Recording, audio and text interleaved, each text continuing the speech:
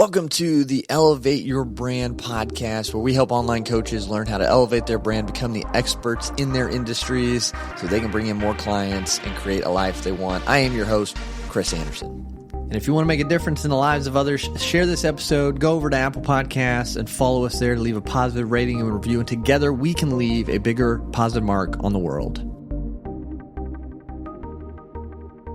Today we have Patrick Parker. He is an accomplished tech executive turned founder with domestic and international experience in operations, custom software development, multi-channel product distribution, and marketing involving both startup and growth operations. And this is where it gets really fun and interesting. We're going to talk about, he has bootstrapped companies that he has founded to millions annual reoccurring revenue. And he's raised venture capital to build out teams, to refine product features and user experiences, and to execute go-to-market strategies. So, Patrick Parker, welcome to the show today, man. Thanks, Chris. Great to be here. That intro is something else, man. In short, I just help people grow their businesses, but it makes it sound like I've done a lot more than I have, I guess. Well, yeah, your experience is pretty cool to look at, and I'm excited to dive into this today and just give some actionable tips and strategies for those who are building brands, building businesses, who are bootstrapping. I know that's what I've been doing, and that's what I'm still doing, with Elevate. And so I had that introduction, but tell us a little bit more about you. What makes you tick? What do you do for fun outside of building multi-million-dollar businesses? Who is Patrick Parker? Sure. So I started out like a lot of other people working for someone else. I was in Big Four consulting for a long time, over a decade, big health tech implementations. So things like Connect, which was a big state-based exchange for the Commonwealth of Kentucky. It was the most successful of the 16 state-based exchanges created under Obamacare. We'd already enrolled 100,000 people, while all the other ones were still struggling just to get up and not crash. So, but did a ton of those with, public sector, private sector, and then eventually just, after a number of projects that really just didn't meet customer expectations, I thought there had to be a better way. We were basically delivering these massive $60 to $100 million projects. And at the end of it, the customer's needs weren't being met. And so I founded initially a company called Thoroughbred Solutions, part-time, which was primarily a staffing company. So we did talent for big tech, and then grew that as a side hustle. That gave me the startup capital to turn around and do a SaaS Partners, which is what I run now. So at SaaS Partners, we're a little bit different. We have what's called a human-centric approach to design and development. So we're really focused on incorporating the end users at every step of the process, right? Making sure that we have a great way to collect that feedback and to make sure that expectations are being met, so that when we actually go to turn over and deliver that product, there's no surprises, right? They're getting exactly what they signed up for. And so as far as that goes, we run things a little bit different. We have what's called a studio model, where instead of just letting go of the developers that I have as they roll off projects, we keep them. And what we've done instead is start building our own products. And so that's something that's been really exciting to me, is just being able to identify needs in various market niches, and then to go out and attack those using a framework that we've developed in-house that we have been extremely successful with. And so that's how over the past 5 years, I've built not one, but 5 different multi-million-dollar businesses. That's amazing. And so I'm excited to dive into that and hopefully be able to, get a little bit of the framework out of you, or just guidance with it. Cause that's what a lot of, entrepreneurs are looking to do. They're looking to bootstrap and build something successful for whatever reason, but financial freedom, time freedom, be able to help more. So there's all these reasons, but at the end of the day, it still comes down to building a system and a structure that's successful, because, we hear about so many startups that don't make it due to many facets, but what you're talking about, that framework is probably the biggest one, not having that in place. So where do we start if we're bootstrapping a business, with that framework? How can we start to build something that's going to be successful for us, in your opinion? It all starts with the problem, right? If your product or your service doesn't solve a problem, then you have a problem, right? And so I think where most founders make the biggest missteps is early on in the process. So I basically divide it into 2 buckets. You've got your technical founders, you've got your non-technical founders. Your non-technical founders traditionally are really strong in marketing and really strong in sales, or somewhere in that. And so they're looking at the problem through the lens of the customer. You look at your technical founders and they're really good at building product. And so they may not have that marketing or that sales background, and they just want to build, right? And so at the end of the day, you need to have both. I think if you front load that entire process by going really deep in defining your ideal customer profiles, your buyer personas, then it gives you a much better North Star in terms of actually building out that product. So you can really go deep and figure out, okay, who is this going to support? What problem am I solving? What's the language, or the terminology that I need to understand to be able to relate to the people within this demographic, within this target audience? So you have to go basically a mile deep and an inch wide instead of what most people do, which is go a mile wide and an inch deep, right? So you've really got to understand as much as you can about your customers, and you have to get your product or your proposed product, in most cases, the way that we do things, into the hands of our target customers up front so that we can start getting feedback. And the earlier that you can get feedback and the faster that you can iterate, the more success that you're going to find. And that, long story short. Yeah. So a couple of things there. Obviously, I want to dive into like your strategies on picking that kind of target market, things like that. But what you just said of getting into the hands of that target. So do you recommend, like, with that, is it like pro bono type thing, like for free just to get feedback, or do you still charge for it, but maybe at a lower rate, just again to get that feedback and maybe testimonials? I hate free. Yeah. The reason is that you're never going to get as good of feedback from a free user as you are from someone that is actually paying, right? Someone that actually has skin in the game. So it's one of those things where if you look at the statistics of all the companies that have freemium models, most people drop off after a week, right? So you're not getting any actionable data. You're not collecting anything that's actually going to move the needle or push your company forward. So what we've done is pre-sales. So I've had companies that we have had 10, 15, 20, 25,000 in monthly recurring revenue without a product, right? So we're basically selling the dream, selling the idea, and then working those users in as quickly as we can, finding those early adopters, and then really focusing on them achieving the value proposition or receiving the benefits from that value proposition so that we can turn around and have testimonials, so that we can have all the other things that we need in order to build out case studies and really go deep and actually sell the product. That's huge. And so how do you sell that idea, that dream, with the pre-sales? I think a lot of people might hear that and kind of be like, oh my gosh, that's scary. Like, I don't actually have something. How can I sell that? So we always start with an MVP. And within that MVP, we focus on one feature solving one problem. Okay. And so if you look at the pain points that your customers have, and if you can just save them time, save them money, save them human capital, whatever that may be, whatever their savings, it's enough to justify making that purchase, right? So you have to have something that is not a desire, but an actual need, right? And I think that's the biggest difference. The products that we're building solve problems. They fill needs. They're not things that people are like, oh, hey, that would be nice to have, right? And I think that's the biggest difference. So how do people make sure they're filling a need and not just a want? Because some people might see their product as a need, but it is a want. So what's the difference there for people who might be, trying to figure that out? Yeah, great question. So I think a lot of people have a tendency to get too close to their products in that regard. I see so many founders that make the mistake of basically they'll run into a problem that they have within their industry or that they see within another industry. But just because a founder has that problem doesn't mean that the rest of the market has that problem. There may be other products out there that they're not aware of.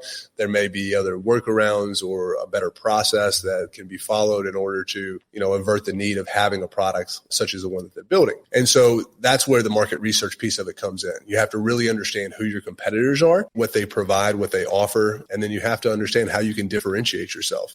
So when we look at going into different markets or building software products, we're looking at markets that have low to medium competition. We're looking at markets where, we have a TAM of a couple billion, something that is sizable enough to where it's going to make it matter, but that we can actually chunk out some market share, right? So, it's one of those things where you just want to go as deep as possible in understanding that customer. And then from there, everything else kind of falls into place. So as long as you know what that problem is that you're trying to solve and you have validated that it is in fact a problem, then you should be fine. Awesome. That's crucial. And for those who don't know, can you define TAM for them real quick? Total addressable market. Okay, perfect. And what does that mean? Total addressable market is the total size of the market in terms of the actual opportunity for the industry that you're selling into. So when you go to build out your strategy, you're looking at markets that have a sizable enough cap where basically there's a return on investment. Gotcha. Perfect. And how can people find that TAM within the different markets? Is it just a Google search? Is there a place to go? Yeah, quick Google search will find it for most markets. There's traditionally annual and sometimes quarterly reports depending on what industry that you're actually targeting. And there's a ton of great resources that you can actually purchase. Okay. So Gartner's one that does some great research. They publish one, I believe, still quarterly.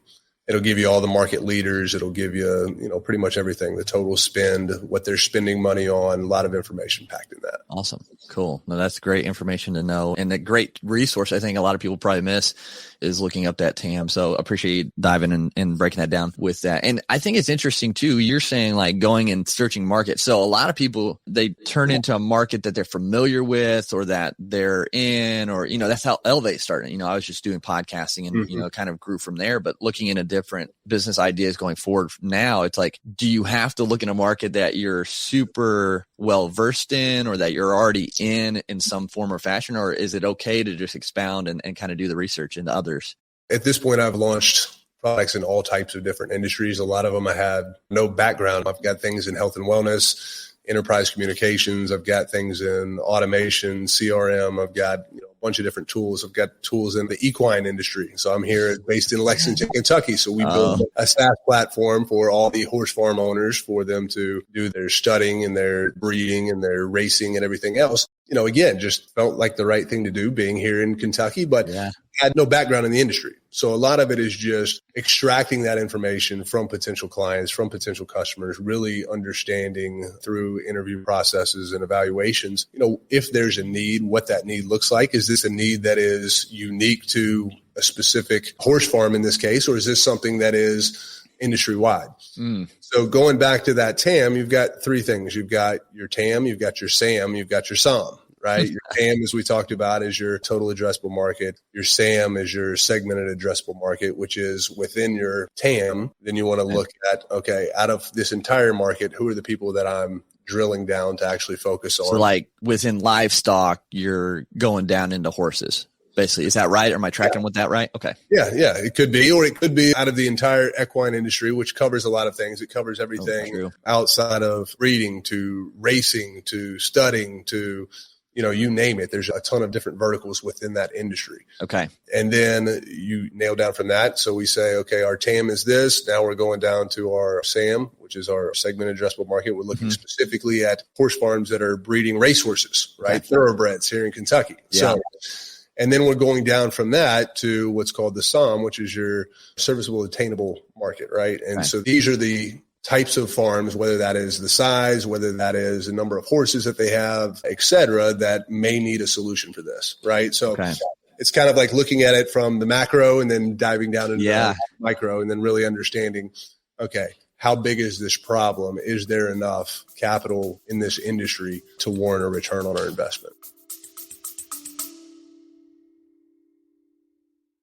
You love listening to podcasts, but have you ever thought about starting your own podcast? Maybe you want to build a brand, grow your business, or are looking for an excuse to talk about your favorite hobby. Whatever your reason for making a podcast, Buzzsprout is the place to start. Since 2009, Buzzsprout has helped over 300,000 people launch their own podcasts. Buzzsprout walks you step by step through the whole process and will give you powerful tools to start, grow, and monetize your podcast. Ready to get started? Click the link in the show notes to get our free step-by-step guide to starting your podcast today. Yeah. Going through that right there, I think is so critical and such like, if that's all we talked about today, that is huge for so many, I think, startups. I know me, especially too, even thinking on it, because you hear all the time, don't narrow down, you'll box yourself in a corner, but being specific. Terrible advice. Yeah. Being specific prints money is what I was told one time. Being specific.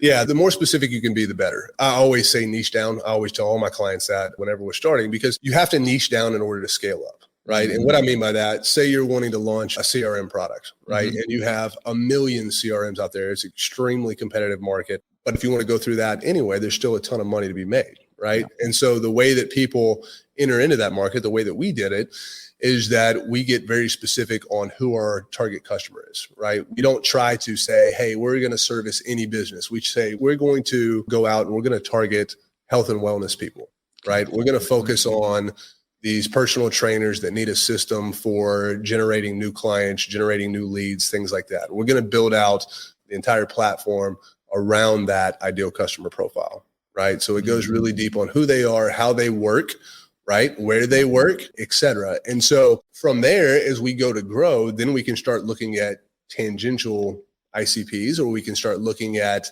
how we can pivot and start eating up a larger chunk of share, right? And because when you niche down, you're going to be able to, number one, go very deep with one ICP, right? Mm-hmm. And then you're going to be able to get all the kinks out of your process, your onboarding processes, right? Your customer support, your customer success, et cetera. And then you're going to be able to scale up to meet the needs and to actually turn and pivot into some of those other industries or some new ICPs.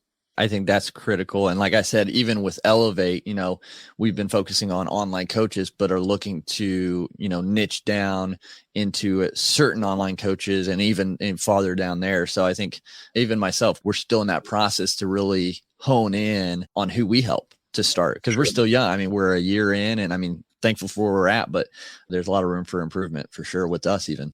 Yeah, absolutely. And that's it. I mean, if you're ever at a point where you feel like there's no room for improvement, then you've got a bigger problem, right? Yeah. There's always something new to learn. There's always something, that will help you grow. Mm-hmm. Resources are everywhere. So it's just being a student of life at that point. Yeah. So I'm curious, bootstrapping a company comes with its, challenges, its obstacles to overcome.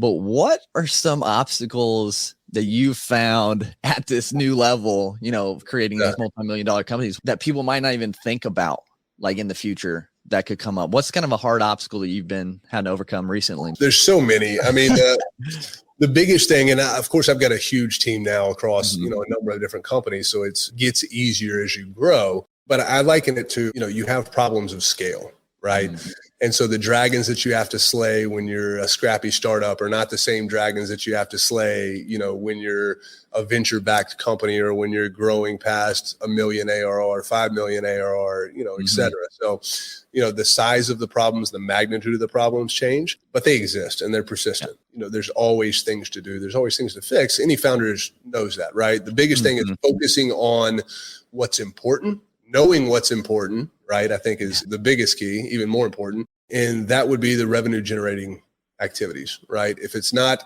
driving revenue, if it's not contributing to the bottom line, it's not contributing to growth, then those are things that need to be delegated or pushed off. For sure. I've heard, new levels, new devils, things like that. Yeah. Like it's just like looking back to when I first started, even trying to build a business, like the problems then were, what in the world am I doing? Like, how do I find clients? And, understanding that now it's okay. How can I niche down correctly? How can I scale at the right pace?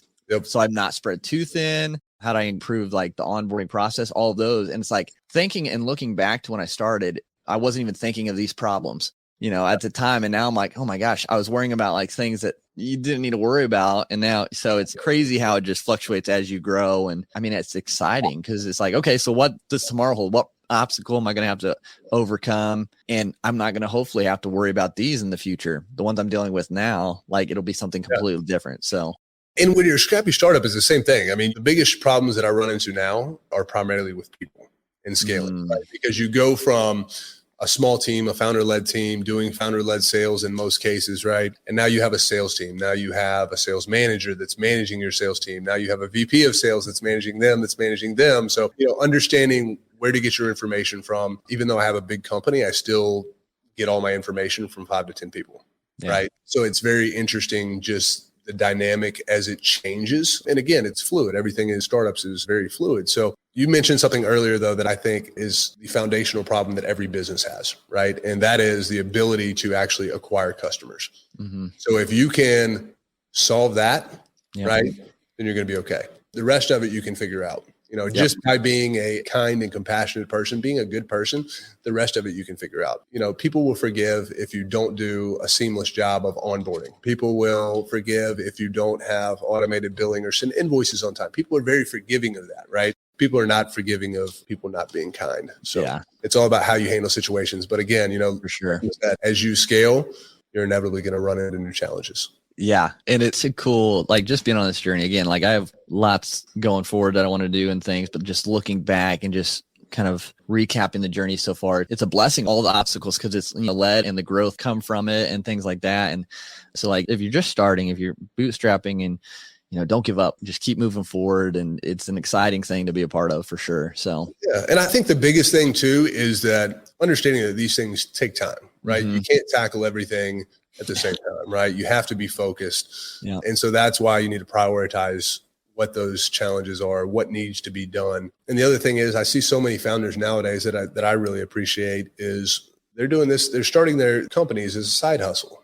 Right. Yep. Especially with remote work being the primary way that people actually, complete work these days. Yeah. You have so much more free time to actually pursue other hobbies, interests, things like that. And so I see so many founders that are, working 40 hours a week and then coming back and building on the side until they actually have some paying customers or have some traction. And then they're able to devote, their full time and attention to it. Yeah. And so I think that's something else that people really underestimate, especially people with families and things like that. Don't just quit your job to go out and do this. Make sure like I did. Yeah.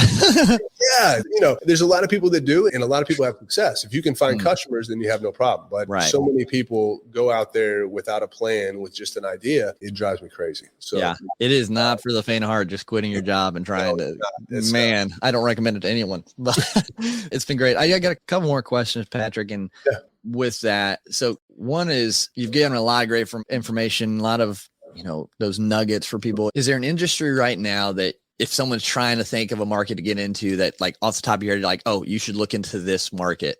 Is there something out there right now that's kind of going well? Chris, I can't tell you that because I'm trying to get into those markets. I got you. Competition. No. Competition. No. There's so many. I think communication, especially going forward with everything that's evolving within Web3, obviously that's a hot space. The areas in Web3 that I see that need the most amount of work are all around user experience. Okay. I think the company that comes in and nails user experience in Web3 is going to be huge. That's one area that I see. Communication platforms around product launches, such as think of things like NFTs, ICOs, new Web3 projects even. Everyone's still using Discord as the de facto platform, even though it has too many problems to list. And it just wasn't built for Web3. Right. So I think whoever replaces that and builds that out in Web3, I think those are big things. In your traditional markets, anything that has aging tech, right? So we went into the horse industry. Everything was old and antiquated. We started building out all these processes that were still paper-based. So anywhere that you see paper processes or you see long turnaround times, long processing times, those are ripe for the picking. So awesome. I always look for processes that are being done manually still, figuring out, okay, if I automate this process like we did for the equine industry, we're going in and saving those farms an average of $60,000 a year while providing new capabilities. Stuff like that is an easy way to build out a business. Absolutely. So and look for opportunities, look for processes that are old or aging or that haven't been, modernized in a long time. That's a great place to start. Awesome. No, I appreciate you sharing. Those are good things to look for. And that's one thing, starting out, I didn't even think of is looking into different markets. And so I think that's so crucial just to be open to what's out there because it can open up a lot of good doors with that. And when we get into those markets, I'd love to hear your opinion on this because you hear, especially, like I said, I'd focus on online coaching industry, but, high ticket versus low ticket. Is there one better than the other to get started? Do you recommend? High ticket, 100%. Okay. That's what without a doubt. I mean, and the biggest thing there is when you look at your unit economics, right? I always look at it through the lens of any new company I start, I want to get to $1 million in revenue, right? That's the first feather in your cap. That's the first big milestone, especially for SaaS companies. And so if I want to get to $1 million, I basically break it down and work backwards, right? What is my customer willing to pay based on the amount of value that I'm providing? And then going, overboard on over delivering on that value so that I'm able to retain those people, ensuring that through those customer success practices that we have, that they're actually receiving the benefits of our product, and then basically weaponizing those clients to then turn around and go get more clients, right? That's effectively what I'm doing through collecting those testimonials, through those building out those case studies, is I'm basically making it easy to turn 1 into 10. And so if you go the high ticket route, we traditionally don't really mess with anything in terms of businesses that we're building out in B2C. We always focus on B2B and enterprise. So it makes it very easy to justify spending $3,000, $5,000, $6,000 a year. So if your annual contract value is somewhere in that $3,000 to $6,000 range, it's very easy to quantify the number of customers that you need to actually achieve those milestones. For sure. Yeah. It just opened another question in my mind. Do you find like the SaaS is a better business model than, say, like a service provider, like what we're doing at Elevate, where we have different services we have to do? Do you find SaaS is better? I don't necessarily think it's better. I think that it's more scalable, right? And I think that's the reason that so many people lean towards SaaS to start new businesses. Yeah. It's in the cloud in terms of the architecture, in terms of the technology. You can scale it out pretty much infinitely. It's more a matter of being able to actually capture and onboard and actually win those customers, right? So going back to the high ticket thing, it's especially starting out in founder-led sales, it's a lot easier to replace, your existing salary like I did, right? I replaced my salary before quitting my job. Yeah. And so, it takes very few sales if you're doing high ticket versus if you're running $19 a month membership programs. So again, that would be my advice to anyone starting out is figure out how you can create enough value to actually justify the ticket price.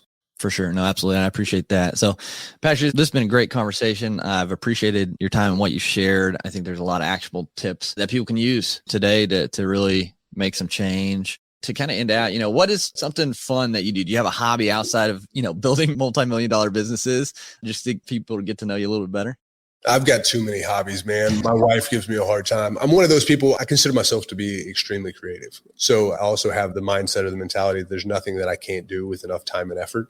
Yep. And so I build stuff. I build all kinds of stuff, anything from woodworking to remodeling houses. I can do anything top to bottom in a house. Yep. So I used to flip houses on the side before my businesses took off and I got extremely busy. Again, just something to train the body, train the brain, right? So I do stuff like that. And then I'm an avid sports fan. That's awesome. You got a favorite team or sport? Georgia Bulldogs finally won a national championship after about 40 years. So there you go. Well, that's awesome. Well, Patrick, again, appreciate you've been on Elevate Your Brand today and sharing everything. So thank you so much. Absolutely, Chris. Thanks for having me. No problem. And make sure if you're tuning into this, share this with someone who who are starting their business, or, if you have a networking event talking about bootstrapping or building brands. So we appreciate the share, appreciate the subscribes. It helps us grow and help more people. So until next time, just continue to go out there and make a difference. And thanks so much for tuning into this episode today. If you found value at all from this episode, please leave a rating and review on Apple Podcasts. It just helps us get this show, these messages out in front of more people. And don't forget to share this with someone who you think could benefit from listening to as well.